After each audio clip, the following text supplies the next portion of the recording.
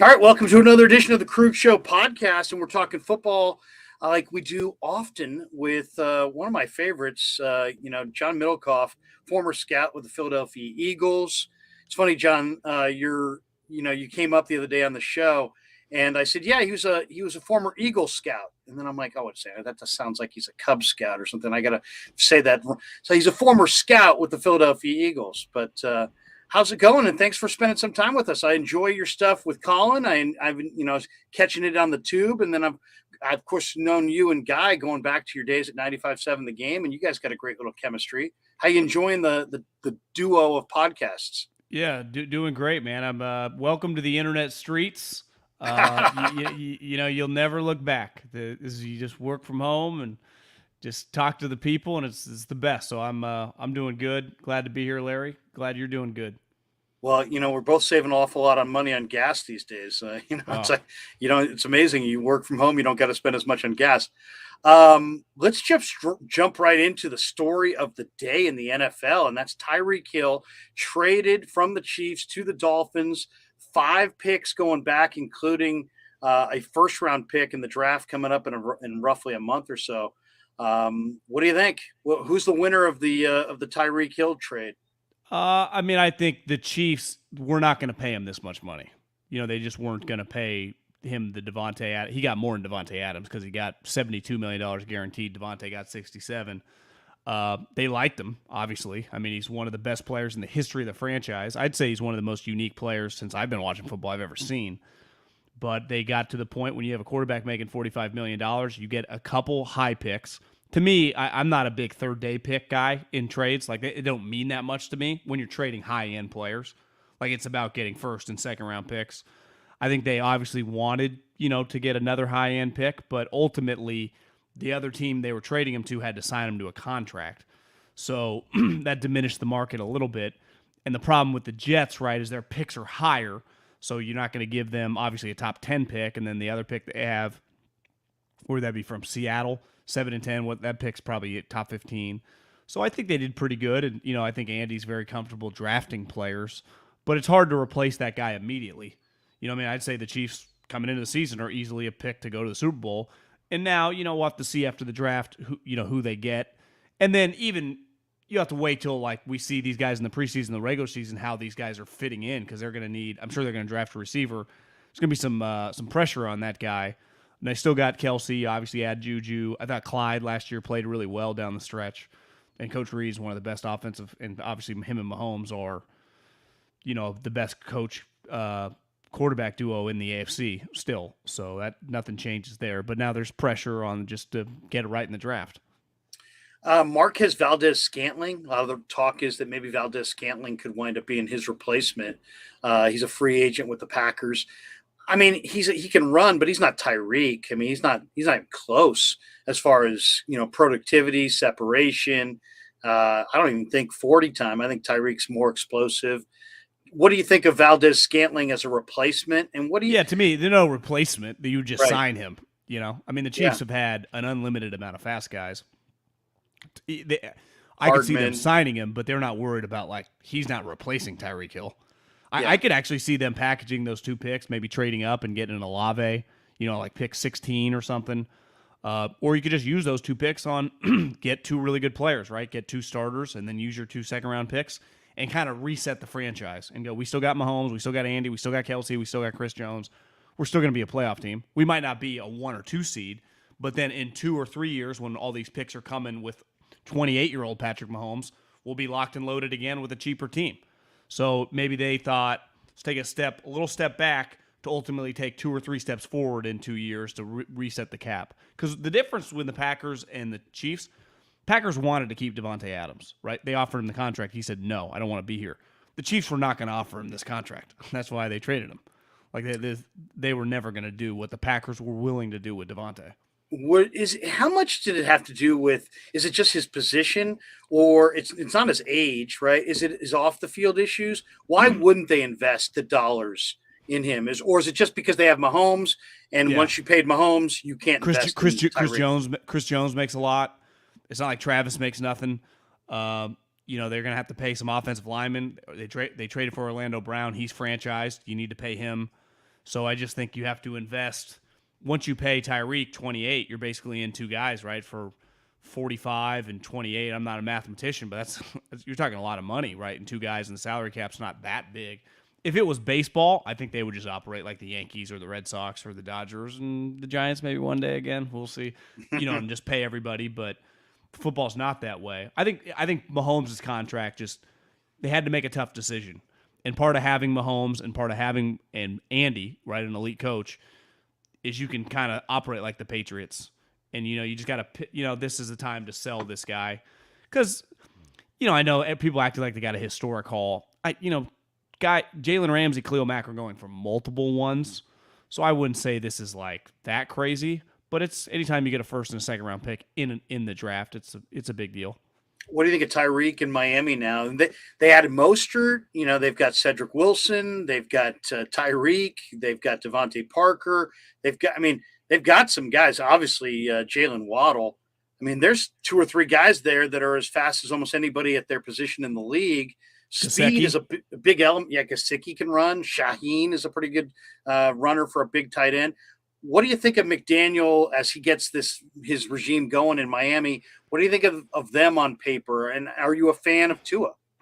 Not really. So that to me is their problem. But he did have success at Alabama when he had all the sweet wide receivers. So Waddle was sweet last year. Like, he's really productive. My issue more is I get why anytime you get Tyreek Hill and you haven't been going to the playoffs, it was worth it for them. Isn't Waddle kind of like Tyreek Hill? Yeah. He's in the similar vein. So usually you want to have a Tyreek Hill and then you want to have like a Keenan Allen, right? Instead of just having two of kind of the same guy. But, they drafted Waddle 6 overall, and now they've just traded this haul and paid Tyreek. They're all in on these little speed guys. I don't know. Going from Mahomes to Tua is going to be a pretty big drop off for Tyreek. But at this point, he's already, you could argue, built like a Hall of Fame level career. You get this chance to get this money. Yeah, I think this was more of a money grab than like, I'm going to go maintain what I've been doing with this guy, because most people I think Tua's I think he's average at best. Were you a fan of his in the draft? Because I wasn't, man. I really didn't like Tua. I went to the national championship game at Levi's against Clemson, and maybe that clouded me. When you see a guy in person and he fails, man, I always had a hard time getting beyond that, because like I was there, I saw it, and he just looked really bad that night against Clemson. But what did you think of Tua coming out? I'm not a big fan of smaller guys in general. Ultimately, I'd say Russell Wilson has been the outlier to that. But, you've been to these Niner games when he's there. He's thick. Yeah. Kyler's tiny. Kyler's thin, but he's one of the fastest guys. Both those guys are pretty unique, but they're not necessarily my style. And I don't like weak arm guys. Like, say one thing for Kyler, he's got a hose. Yeah. Right? Russell can throw the ball. Russell's got a strong arm. Tua's got a pea shooter, and he's small, and he's not that athletic. It's why, listen, is Trey Lance going to be any good? No one knows, right? Kyle doesn't even know. But I will always lean with the 6'3", 6'4" guy with a big arm. Like, that's, I always take a swing that way. Josh Allen, best case. But look at ultimately where the Dolphins get crushed, right, is they went with Tua over Herbert. Herbert's 6'5", 235, can run, and has one of the biggest arms in the league. Like, that's what everyone wants, is that. And they passed on it for this little guy. Yeah, it was. It's why you got to be careful with the college stats, Success. I know. Look at who Herbert did not play with an NFL wide receiver or an NFL tight end. Tua has 4 wide receivers that were all drafted in the top 15. Think about that. Yeah, that's it's got to be a record.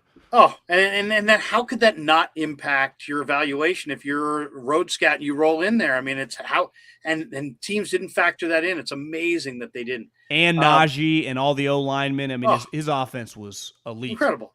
Plus elite coaching and you mentioned Kyler. That's the weird story of the offseason is Kyler and the way he played in the playoffs, the way he played down the stretch. The bottom fell out for Kingsbury and that team down the stretch. But what do you make of Kyler and the odd stories around them where it's like, well, do they like him? Do they not like him? Does he want to be there? Does he not want to be there? I've had some people tell me some things about Kyler this offseason that I won't repeat because I can't substantiate it, but they're not necessarily all that glowing of his leadership traits. What do you think of Murray? Yeah, I mean, I'm out.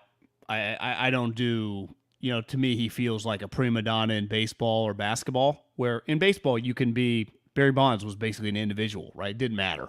Right. In basketball, we divas all over the league do whatever they want. It doesn't matter.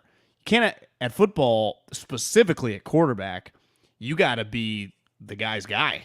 Right. You got to be, even quote unquote guys that were, dicks or whatever, people still liked. Like Peyton Manning and Tom Brady are yell at guys or whatever, holding the high standards, but they're beloved. Sure. Like Kyler, they don't even like the guy, And then, to me, Larry, here's back to why I struggle with the little guys.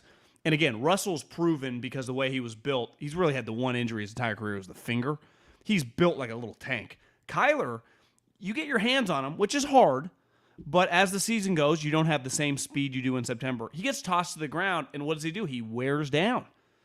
And 2 years in a row, he's worn down the stretch. And then you find out, like, he's not that great of a guy. Like, I'm out. Like, I couldn't even... This notion that he would have some huge, market, I mean, I get it. He's a quarterback, but Devontae and Tyreek, one, are elite players. 11 Pro Bowls combined. Both of them, you'd say, the last 3 or 4 years have been two of the best non-quarterbacks, any position in the league, those two guys. So it's easy to, like, overpay them, but ultimately you're giving them $72 million. You trade for Kyler, quarterback money, how much money do you think Kyler thinks he's worth? $180 million or something? Some outrageous number. And then to me, you got the teammate questions. That you have that at quarterback. That's why Jimmy, ultimately, like why he kept surviving and hell, why he's surviving right now. People like the guy. And that's an underrated part to me at quarterback. Alex Smith, why his career lasted so long in San Francisco and then it, resurrected and he never looked back. You got to be well liked on top of being able to play. How about the weird story of the offseason to me is the Kaepernick resurfacing in these workout videos. Is he, I mean, I don't know where you are with Kaepernick, but is he getting another? He's 35. No. Yeah, I mean, 2017 was the last time, January of 2017, John, was the last time this guy saw an NFL field. Is he going to get a second act in the NFL, or is this just some weird exercise that we keep going through? Yeah, I think this is a social media thing, and it's a big deal on social media. I don't think anyone in the NFL is talking about it. I saw someone say that, like, Carson Wentz keeps getting chances and Kaepernick doesn't. Carson threw 27 touchdowns last year. In Kaepernick's heyday, he threw 21. He was a very inaccurate player. Very. I mean, we all watched whose QBR went down 3 years in a row. I think one problem is guys like me and you and people that were, went to all the games and were around the team, saw how bad it was. And a lot of people nationally came in when it became a big story, but didn't watch him play those last couple of years when the team was shitty. Like, now, should he have gotten more chances in like 17, 18? For sure. But we're 6 years removed or whatever from that now. He's 35 years old. What do you make of it though? Is there a reason that you're seeing why he keeps putting himself out there? It's a big deal on Twitter. Is it a fundraising thing for him, or your guess is good as mine. I don't know. But you don't think any team in the league has actual interest in potentially bringing him in as one of their 3 quarterbacks? I would doubt it. Yeah. At this point in time. It's so bizarre. And it's funny because, this thing's taken on a life of its own. If you're a football person, you kind of saw the regression. I saw him throw 2 pick sixes against the Cardinals, and it was pretty clear that the Cardinals weren't even playing any coverage. They were just dropping into a short zone, putting their eyes on the quarterback, and he was camouflaging where he was going he was telegraphing where he was going with the football, and they were breaking on the football and taking it back. And it's like, once you're at that point, you're kind of done. It was either Honey Badger or Tony Jefferson mocked him after the game. Yeah. Like being a bad player. And the offense was a joke. Like they mocked them. Like, again, that would never get talked about. Like, no one wants to talk about that stuff. But that's what was happening. The Cardinals, Tony Jefferson, Honey Badger were mocking the Niners quarterback. Bobby Wagner. Where's Wagner going to go here? Is he going to go? A lot of talk he's going to go to the Rams. Some people saying the Chargers. Chargers have had a whale of an offseason. I think Wagner on that Rams front would be terrific. I think if I was Wagner, I'd want to go to the Rams. Where do you think Chargers be a good spot? Chargers be a good spot too. I mean, Khalil Mack, the D tackle, that defense, they need kind of a run stuffing defense or linebacker. I know a lot of people talk about them. Like, to me, the Niners, like, they're good at finding linebackers. They don't need to invest money there. I would. I'm cool with the Niners not being in that market now. It does impact you if he's going to go to the Rams, but the Rams sure do end up with a lot of those type guys, don't they? I mean, people. They have a little bit of a Lakers feel right now. People like living in LA. They can handle, take a little bit less in the taxes when you know you're going to win. The Lakers had that going on. The Heat have that going on for a while. It happens a lot in basketball. It doesn't usually happen in the NFL. I guess the Patriots had a run there, right, with Brady and Belichick, where they got the star guy to take 1 year. It'll be interesting how much he's worth, because to me he wasn't a $20 million player. That's why he got cut. But is he worth 8 or 10? What he brings to the table, how smart he is. He's still a solid guy. He's never been like super explosive, right? Like Navarro Bowman or Luke Kuechly or something, but he just makes a lot of tackles, makes a lot of solid plays, and just clearly a high-level guy. Yeah, no question. We're talking to John Middlekauff and having a good football conversation here. Niners Super Bowl window. Where are you? Is it open? Is it closed with Jimmy? Does it reopen with Lance? Do you look at this as it's a deep football team and the quarterback, you could switch quarterbacks and the window remains open? What are the Niners still in a Super Bowl window, or is that TBD based on Trey? Yeah, I mean, the NFC is so wide open now. The NFC stinks. Think about it. There's the Rams, the Bucks, the Packers. Devontae killed the Niners. He's gone. The Niners have beat them 2 out of the last 3 years in the playoffs. Right. Now, if would the Niners have beat the Packers this year if that game was at Levi's? It was actually a big advantage for them playing in the cold. I don't know how they would have covered all those guys at a 60-degree day in January at Levi's Stadium. That's a good point. Yeah. That would have been a disadvantage. The irony with the Packers is they have these great quarterbacks, and then it gets negative 50 degrees when they have to win games at home in the playoffs, and it struggles for them to win. They're actually better served playing road games, but that's just the way the cookie crumbles for them. I think the window's wide open. Now, can they win a Super Bowl with Jimmy Garoppolo? As we've seen, it's no. Yeah. Now, in Trey Lance, there's a chance that he's not as good as Jimmy right off the bat, right? Just in terms of understanding where to go and stuff. But maybe he just throws more touchdowns and has more explosive plays. Because I think it's fair to say he would throw picks a ton too, right? He could easily throw 12, 15 picks. Instead of throwing 22, 24 touchdowns, can he throw 35 and run for another 5 or 6? To me, that difference, you can live with the turnovers because he's so much more explosive. That, to me, is what you'd have to bet on. If you're watching us on YouTube, you're seeing the banner at the bottom of the screen there. It's the Good Guys Hot Rod and Custom Association, and they're one of our sponsors. And they got a show coming up this weekend at the Alameda County Fairgrounds in Pleasanton. Check them out, March 26th and 27th at the Fairgrounds. It's the Good Guys 38th All-American Get-Together. As I said, Alameda County Fairgrounds. It's America's favorite car show. There'll be over 3,000 American-made hot rods and customs, muscle cars, trucks. They'll all be out there on display. A bunch of stuff for the kids. So if you have kids and you're sitting there going, oh, what do we do on a Saturday or Sunday? Go down to Pleasanton. It should be great weather this weekend. Check out the car show. They'll have their lowrider exhibition. Who's going to win the Good Guys Fuel Curve Custom of the Year? That contest is going on.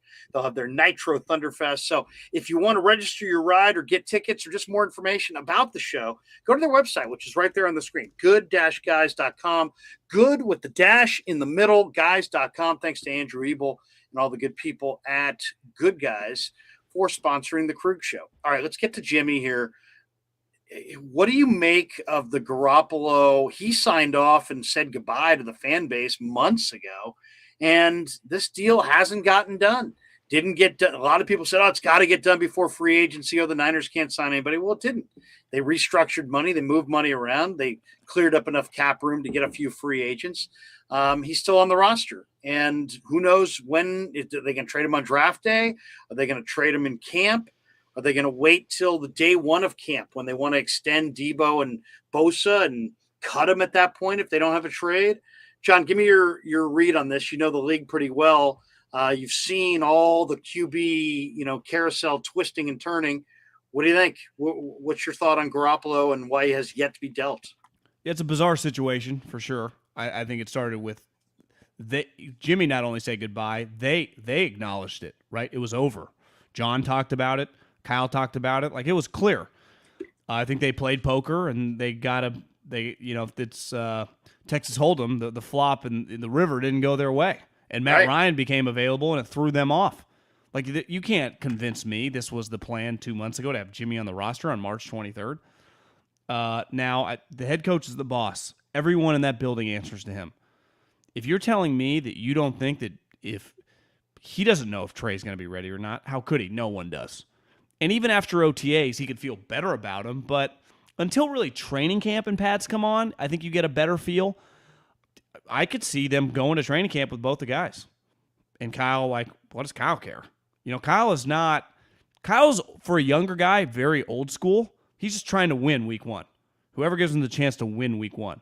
Now, ultimately, he understands, you got to Trey, but to him, what's the difference if Trey's not ready this year? Roll it back with Jimmy, right? Now, I don't, and if you're Jimmy, you get to play for $27 million. Now, maybe they would ask him to take a little bit less. It's pretty easy to get around it in OTAs because Jimmy can't throw, right? So Trey gets all the reps. There's not even just Jimmy. Hell, he could be rehab. He doesn't even have to be here. Maybe he shows up. I don't know. Roster bonus or, one of those workout bonuses. So it's $500,000 if he just shows up. But in training camp, if he's still on the roster, which I don't see how anyone right now could say is not a possibility, right? It's definitely on the table. Do they just have an open quarterback competition? Is Jimmy still just the starter? How does that work? And to me, that gets down a slippery slope of, I was too young to live through Montana and young, but watching the Montana documentary, you realize times were a little bit different back then. You could do, No one does that shit now, right? Nobody. Because of the hoopla.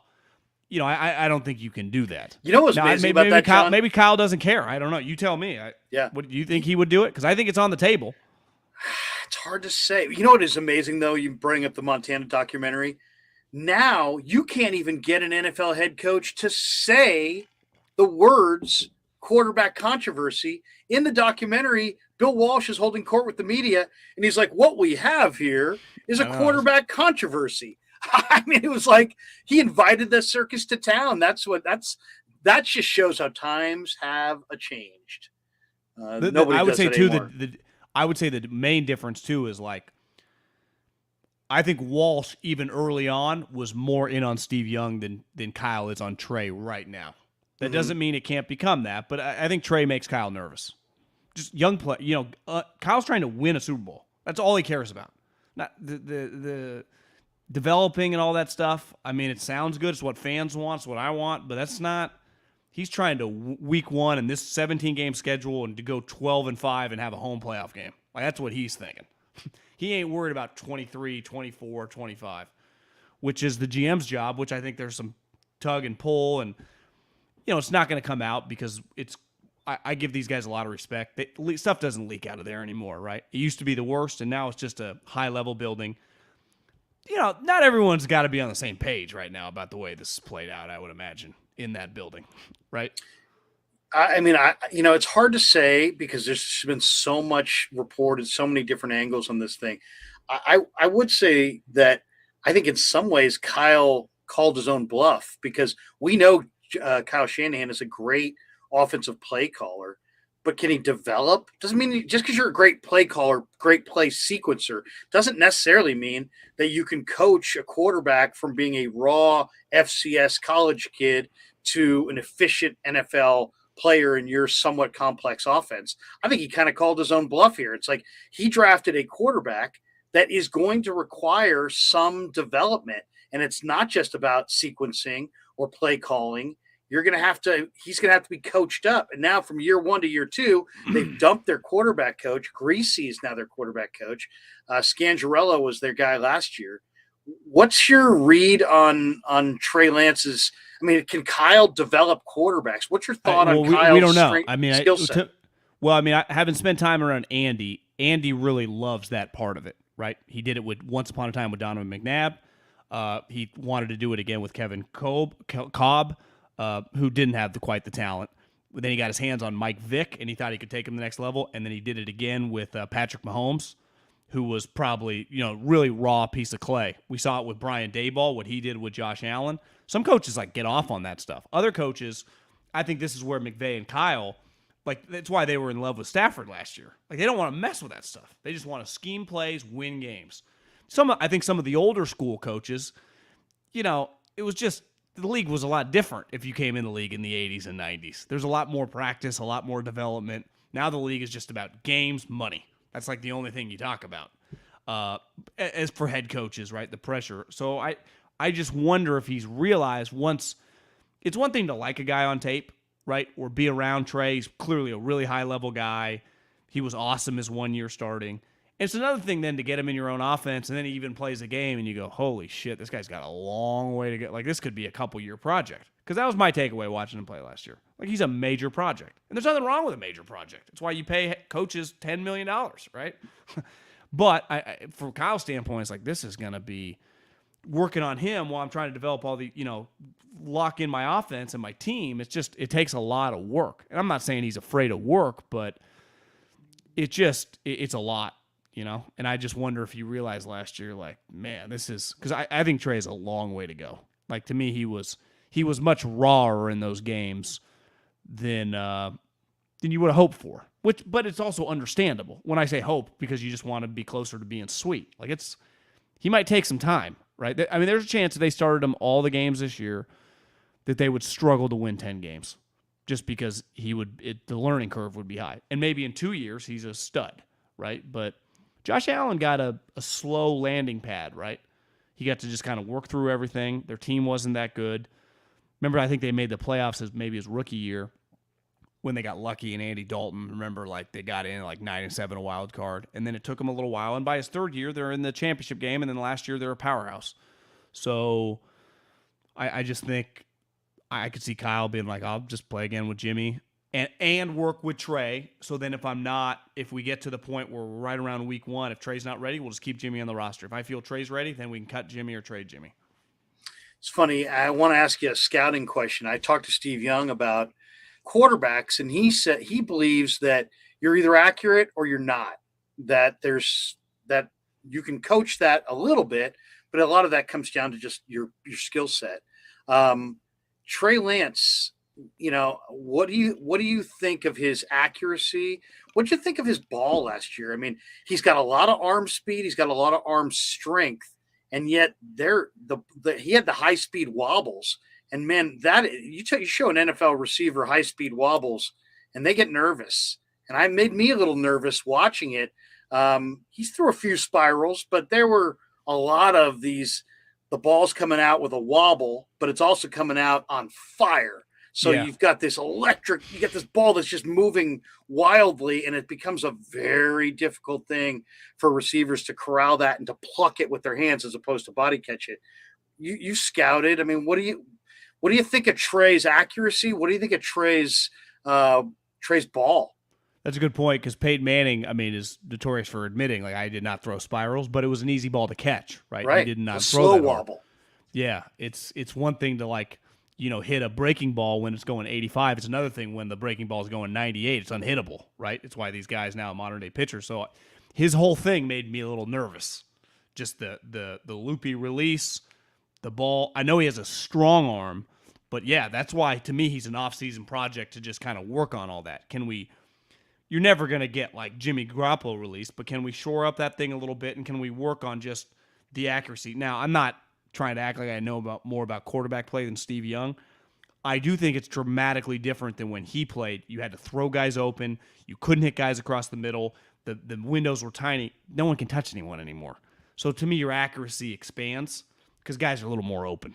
The coverage, there's no Steve Atwater and Ronnie Lott, and you can't jam them really at the line of scrimmage. It's just the rules are changed. It's why you see the accuracy numbers. It's easier for inaccurate guys to look more accurate. Now, Josh Allen dramatically improved. I remember Warren Moon told me one time that he thought it's impossible to improve, really, for most guys. He was one of the rare guys, and it was a slow, incremental process. I think now you do see guys can Josh go from Allen. 60 to 65 because guys are wide freaking open. That's part of it, You watch the Montana documentary, the windows are tiny. What are the windows now? I mean, even on like out routes, there's like no one in 7 yards of them. It feels like coverage has never been worse. And defensive coordinators might tell you, well, it's hard to scheme now. No one can touch anybody. So it's very benefit. If you can't be good at quarterback now, you're not very good, right? And I've saw Steve and even Brady and Rodgers, like, it was way harder when we got in the league than it is now. Yeah. Right? So it's like, they all make that point. If you can't be good now, like, ultimately, like, I respect Jimmy a lot. If you put Jimmy in the mid-90s, he'd be in trouble. He would not be as good as he is in this modern-day NFL, right? He's tough enough and everything. I'm just mean his accuracy and just the ball's flying every once in a while. It has never been easier. And it's why I think you got to get Trey Lance on the field and just let him figure it out as we go. That's how anyone learns, right? You just you got into YouTube a month ago. You just start learning by doing it. There's no, like, you can only research so much. You eventually just got to do it. Quarterback, playing football, doing any job. It's no different. You got to do it. So to me, sitting him, I think there would be a riot if it's like comes to training camp. It's like, they're open to having Jimmy be the starter. People be like, what the hell are we doing? Right. What did you make of Kyle's play calling in the Arizona game when Lance started? I mean, he ran him 16 times. Of those 16 runs, let's just say 9 were scrambles. So you had like 7 or 8 designed quarterback runs, and they were power runs through the A gaps where he took a hit on every single one of those. And then I'm watching that game going, this guy, why are they putting their quarterback in harm's way? Why are they letting him take these hits? Before I could even make that point on Monday to Rod and Tom, he was already on the injured list and out for several weeks. So it's like, I hated that game plan. But then fast forward to the Houston game, that wasn't the game plan. And they used him much more like a traditional quarterback. Do you think that was all about Trey's learning curve and he didn't know enough of the offense? Or did Kyle not know how he wanted to use him? I think he didn't trust him, one. Trey's not that – Trey, at least based on the 2 games, doesn't play that fast as a runner. No. He's viewed as an athletic guy. He's looking to pass. And he's just, when he's in the open field, he ain't moving that fast. To me, he plays like 4.8, 4.9. They thought, like, coming out, he was like a low 4.6 guy. He did not play that fast. So, to me, like, you watch even Justin Herbert and Josh Allen run, they run faster. So, and it might just be, coming from his level of competition, he was unsure. I think Kyle didn't think he was that accurate, so he didn't trust him dropping back all the time because he might turn it over. And then, 2, like, he is a big guy. He just thought that those power runs, like, he could do it because you can't run them like Lamar or Kyler outside the tackle box. He's not going to run away from anyone. The one time he tried it right at the goal line, like a true, I guess it was a scramble, but he tried it. I mean, what's his name from Clemson met him at the goal line, and he lost. And I think this was a learning curve. Like, bro, you got to be careful. I think if he's going to be the best case scenario, he's not a runner. Like Deshaun Watson and Russell Wilson, when they, we'll see Deshaun how he looks coming back, but like in the peak of his powers, and same with the peak of Russell, they scramble to keep plays alive behind the line of scrimmage to throw. They run every once in a while, but they do not play like Lamar Jackson or those. Mahomes is kind of like that too, right? Mahomes is really like that. I think Josh Allen and Herbert have figured out, like, no, use my arm, keep plays alive, and then let it rip. And that to me is where this kid has to figure it out. But again, the only way to figure it out is like to play against Khalil Mack and know what that feels like, right? You can't just in practice. No one's getting touched. It's fake. It's not football. And I think that's why that after that Arizona game, we're like, whoa, I mean, this guy's got a long way to go. But in fairness, of course he does. He's a 21-year-old, small school, hadn't played in a year. And Kyle realized, Kyle was obsessed with winning games, as he should have been. They were trying to make the playoffs, and luckily they pulled it off and then obviously won the playoff games. But it would have been pretty devastating. I was at that Rams game. If they had lost that game and missed the playoffs and you wasted the whole year on Jimmy Garoppolo and this kid didn't get any reps, they would really be. It's easier to stomach right now because they won 2 playoff games, right? You're sure. Like, oh, it was well worth it, and it was. But they had to win that last game, and it came this close because it easily could have gone the other way. 2 topics we want to hit before we say goodbye, and we really appreciate you stopping by. I've always enjoyed listening to your breakdown on NFL. Back to Garoppolo. So here we are. It's the 23rd of March. He's still out there. There's now rumors about Carolina, Houston, and Seattle. I can't see him. He doesn't seem like he's a fit for Seattle's offense. I can't see them cutting him because I don't think they want him to necessarily wind up with John Schneider and Pete Carroll. Would Pete Carroll even want him, though? Pete Carroll's seen him up close and personal for 5 years. I doubt it. Yeah, there's that, too. It's like, would they even want him? Then there's the Texans. Are the Texans, would they rather have Davis Mills? Yes. I'll tell you right now, if I'm the Niners, I'd take Davis Mills for Jimmy Garoppolo straight up right now. The Texans would say no to you, Larry. Yeah, they would say no. I believe that. And then there's Carolina. And Carolina is in a weird spot because I got to think Matt Rule is crap canned at the end of the year if they don't show some improvement. They traded 3 pretty good picks to get Sam Darnold. Darnold played like shit this year, and he really regressed as far as in the minds of, I think, the general football population. So now they're all in on Darnold at $18 million. I think they got PJ Walker there as well. But Garoppolo would be an upgrade from Darnold, but you can't have Garoppolo and Darnold. So Darnold's got to be going somewhere. He's either got to be coming. Well, I got one for you, Larry. Yeah, what do you got? Would you trade Jimmy Garoppolo if you realize, like, we're just going to have to cut this guy? No one's going to trade us for anything on his salary, right? That's part of it. If Jimmy was making $10 million, it'd be way easier to trade him. He makes 27. Right. That to me complicates it. Would you do a deal straight up for Sam Darnold and think about it, kind of big picture? He likes it here. We resurrect his career. Maybe we can sign him after the year of like 1 year, $8 million as our backup, and then ultimately trade him. But just get a guy that we can kind of mold a little bit, who still saves us, right, $9 million that maybe if a trade comes along or there's a free agent that we need to pay $4 or $5 million in training camp, we still have access to. Now, obviously, Sam is worse than Jimmy, but what if you can figure out how to, like, get him right? Because they liked him last year. Remember, there were some rumors like, are the Niners just going to trade for Sam Darnold? I kind of thought I liked that move. Now, he was terrible, and I was like, I don't really like him. But I think that'd be one you'd have to talk about. Now, you could also argue, like, well, what if Sam Darnold's just terrible, and then you got a backup quarterback making $18 million who's not any good? That's a problem. I'd rather just, if you're going to have a quarterback, you might as well just have Jimmy on the roster, but then Trey doesn't get to play. In this scenario, Trey gets to play. You work on this guy, and Trey gets banged up or whatever. You do have a quarterback that has a lot of experience. He's just way overpaid, but imagine this. If Trey got hurt and he went in and he looked good, people are like, God, maybe he's got something. He was just in bad coaching spots. Well, it's interesting. I do think that it's intriguing. Sam Darnold's like 24 years old. It's not like he's old. Yeah, he's not old. And also his value's so low that, and I do think in Kyle's system around better talent, he could be a serviceable player, and you might be able to rehabilitate him to some degree and get a better price tag than what you paid. I don't know if I would do it straight up, because to me it seems like they're in a bad spot. I think Rule is fired at the end of the year if he goes with Darnold, and I think he knows it. So would I do it straight up? And a pick, on a 4th round pick or something? Yeah, I mean, the Niners have been so good in those mid rounds and on day 3 that, yeah, if I could get Sam Darnold and a 5th round pick, and then I guess the question I would have for you, and I don't know this, so that's why I'm asking, if the Niners traded for Sam Darnold, he makes 18.5. Could they rip up the 18.5, give him a 3-year extension, lower that cap number, spread that money out, and now have a $6 million quarterback over 3 years instead of an $18 million quarterback over 1 year? Yeah, they could do. They could. You can't. That might be worth it. You can't restructure the 5th-year option. That's set. But you could do that. Extend them. That you could argue that's just risky, because what if he doesn't have value? Then you're stuck with him. So that would be, you're just playing poker again, which wouldn't be totally opposed to that. That's why I want the pick. That's why I wouldn't do it straight up. I want that pick.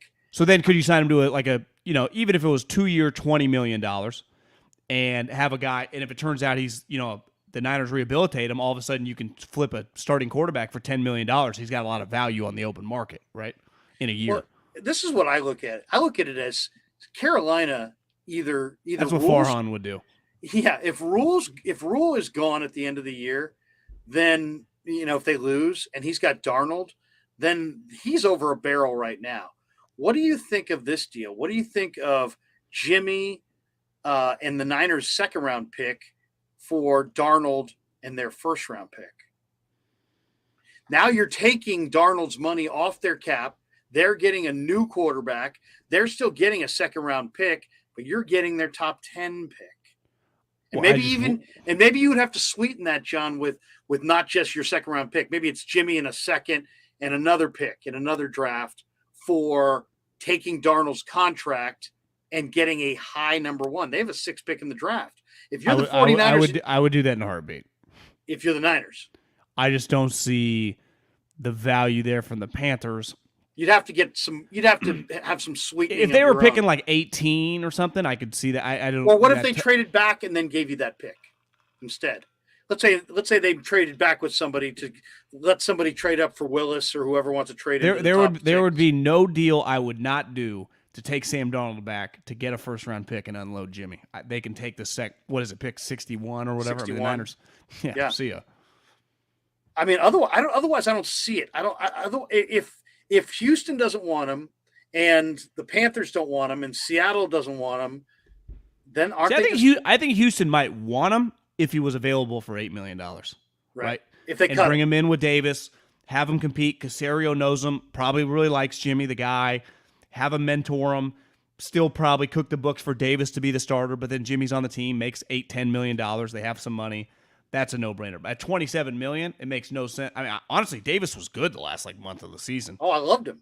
And if you're them, why? Because think about Caserio. He was there. Brady, 6th round pick. Castle, 7th round pick. Jimmy, 2nd round pick. He's been around a place that's had a lot of success with non-first round quarterbacks. I bet he thinks this guy could be our 10-year starter. Yeah, and Davis Mills is smart and he's athletic and he's pretty accurate. All right, last one before we let you go. Who is the winner in, the Super Bowl ended and we had the free agency period. We're not yet to the draft. A bunch of quarterbacks have moved around. It's easy to say, well, Denver's a big winner of the offseason. They got Russell or, you could argue it based on quarterbacks, but I know you look at all the player movement around the league. Who in your mind is quite a bit better than since the end of the year? I think the Chargers might have the best team on paper.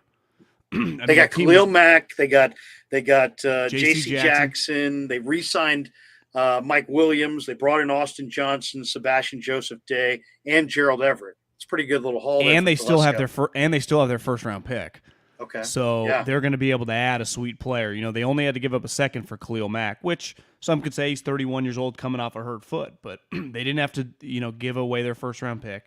They have drafted really well. I mean, look at their former first round picks; are all really good players. Derwin James, Mike Williams, Justin Herbert. I mean, they're not missing on many high picks. So they went 9-8, which was a disaster given how good their quarterback was. But a huge part of that was their defense stunk. Their defense isn't going to stink anymore. They just have too much talent. I mean, you got Joey Bosa and Khalil Mack. If those guys play a combined 14 games together each, miss 3 here and there, that's fine. I mean, their team, their quarter. I don't love their coach. I think he's kind of reckless with the way he goes for these 4th downs. But it's going to be hard not to win 10, 11 games with that much talent on the roster, isn't it? I would say Chargers too. They were at the top of my list. I also would throw, I think, couple sleeper teams. Well, first of all, Raiders got a lot. I mean, Brandon Bolden, Amir Abdullah, but I mean, of course, Devontae Adams, Chandler Jones, Belial Nichols is a pretty good player, defensive tackle. Rock Ya-Sin. My main issues with the Raiders and that Chandler Jones and Devontae are incredible ads. Right. I would take those two. Everyone would. Their O-line is terrible, Larry. They have one good offensive lineman. Leatherwood stinks. Their young offensive linemen that they replaced. Pick. It was they're bad. I mean, Derek. They had some games where Derek was getting killed. So, and the other team I kind of like what they've done is I like what Pittsburgh's done. They signed Miles Jack, Mason Cole, James Daniels to add to that offensive line. That was a team that needed to invest in their offensive line, and they did it. I like Daniels in college, and he just didn't quite do it with the Bears. I think he'll be better in Pittsburgh. Trubisky, I'm not a Trubisky fan, but at least they got a quarterback and didn't trade draft capital to get one. Maybe they'll get Baker if the Browns cut him, but I kind of like what Pittsburgh did. Anybody else jump out at you in free agency as a significantly improved outfit? Feels like the Bengals signed some offensive linemen, which is they got La'el Collins, right? Their team was already good, right? They already have a young nucleus of some young guys on defense. Hendricks, adding him last year. I mean, he's a good player. And then obviously the quarterback, the receivers, and the running back. You just need to get some offensive linemen. If their offensive line is just pretty good, I mean, won't they be one of the best offenses in football with Burrow, Mixon, Higgins, and Chase? I know they let Uzama go to the Jets, but you can draft tight end in the mid rounds. Like they got a chance if they get some offensive linemen and can protect Burrow to be dominant on offense. Last question, and we appreciate you doing this. Who is the personnel side of things? Who's the best young GM in the game? If I say best young GM, maybe there's not one guy, maybe there's two or three that come to mind. But when I say best GM in the game, Kevin Colbert has been phenomenal in Pittsburgh for decades, but he retired this year, I believe, and is moving on. So Colbert's not on the list anymore. You can't lean on that one. Who do you like? Who do you like as an evaluator? I'm biased on this one because I worked with him and I'm friends with him, but I think Brett Veach, he's in his early 40s. They pivot pretty well, right? They don't have a left tackle. Their tackles all get hurt. Last year they go after Trent Williams, and they almost get him. And the Niners up their offer, and they don't. Well, how do you get a left tackle? Like, what are you going to do? They make this crazy trade with the Ravens and get Orlando Brown. Now they get in this Tyreek situation. They're able to pivot fast. They're always able to pivot. And, part of Andy likes wheeling and dealing and has taught Veach. Like, Veach is good with that. And I think they can draft skill guys really well. Les isn't, I don't know how old Les is, but I like the way they operate. I mean, they just chips in the middle. They operate like the Yankees. Whatever it takes, Now, part of that is your owner, Kroenke. The Niners are a little more slow and steady wins the race, which, I wish they would get a little more aggressive here. And it just, I'm with you. Colbert's a stud. I like wheelers and dealers. Howie's a wheeler and a dealer. Howie Roseman had a terrific offseason last year, I thought. Yeah. And he missed pick. You're allowed to miss picks. I mean, it happens. It's human nature. I like Telesco. I like Ballard. I like those two guys quite a bit as well. I think the one thing, and Ballard actually might have got really lucky, right? Matt Ryan just fell into his lap basically for a third-round pick. And listen, Matt is not as good as the Matt Ryan that when the Niners were playing like the NFC Championship, but Matt Ryan's going to be pretty good on that team, won't he, Larry? I mean, I would think they're in the dome. Yeah. I think they're a Super Bowl contender with Matt Ryan. I think it was fortunate for Matt Ryan because I think Matt Ryan had gotten a little stale in Atlanta. I agree. And now in Indy, whole new thing, he'll be recharged. I bet you he has one big run. Now, I don't know if it's going to result in the Super Bowl, but I wouldn't be surprised if the Colts were in the AFC Championship game with Matt Ryan next year. Actually, it's pretty good. And is John Robinson in Tennessee? He New England background, right? Yeah, and he's able to get boom. He goes after Julio, it fails. But I got you take a swing on Julio. I can't blame you. You cut him. What do? You get Robert Woods. Boom. I mean, he just makes specific moves and they move fast. What do you give for Robert Woods? A 5th-round pick? It's not like they gave anything. Yeah. And he's done a good job in the draft. I mean, when he drafted Jeffrey Simmons a couple years ago with a torn ACL, remember that? And people were like, watch out for this. And what happens a couple years later? That guy's dominant. Oh, it's awesome. It's like Chris Jones Jr. Yeah, he's like, exactly. It's like he's like a more explosive Buckner. He's a freak. He's unstoppable. Yeah. No, that's a great call. And by the way, what a program, Mississippi State. Chris Jones and Jeffrey Simmons, both out of that same program. Fletcher Cox. Fletcher Cox, yeah. Mississippi State. I was, the one game, if there's one college football game, if you told me you could only watch one game all year, Egg Bowl? Watching that freaking Egg Bowl. Because, man, the Egg Bowl, Ole Miss, Mississippi State, those teams sometimes are shit, but their players, year after year, studs. Well, they could be combined to be 6-6 teams, and then you watch that game, you're like, are there like 7 defensive linemen in this game? Right, exactly. Every guy I just saw on that field could play in the NFL. And they get guys who don't even play that sometimes emerge. Hey, John, we love rapping with you, man. We could do it all day, but we'll let you get on with your night. Thanks for stopping by on the Krueg Show. And tell people if they want to catch you, where they can catch you. At John Middlekauff on Twitter. I always see you posting stuff from time to time, but you do the podcast with Guy, which is terrific. On YouTube, Krueger Middlekauff YouTube channel. I post all the stuff on the on Twitter and Instagram, same handle. So you can find it, YouTube channel, Krueger Middlekauff. Check it out. Thanks, brother. See you, Larry. Take care. Take it.